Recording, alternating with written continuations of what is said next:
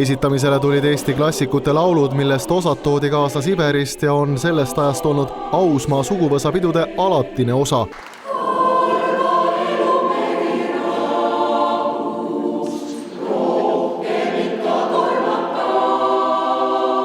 Ausmaa perest küüditati 1941. aastal Siberisse tollane Laiksaare valla konstaabel Mihkel Ausmaa, tema abikaasa Alma ning pojad Kalju ja Erich. Ja sealt ma läksin edasi Versni-Uralskisse metsatöölaagritesse.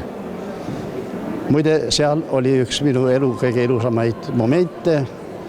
Ma tutvusin väikese karu Mašaga. Ja tema oli nii armas mulle, et ta magasilesi minu kõrval naril.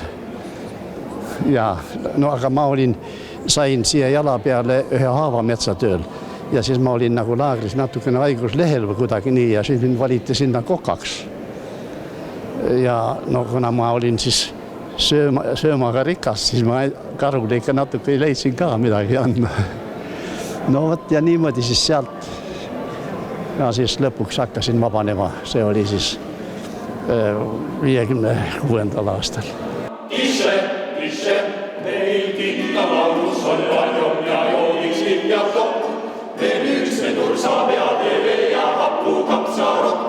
Pool tunnis moksi lastakse, kui lõõri tuitama.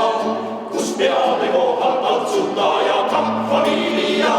Iga päev patareis, tuli peade tsippuses. Ahvi kriulite naeravad, sööjo, koomino, lõõrinat. Jässi laulud saadavad, kuni ukselugin kärgata.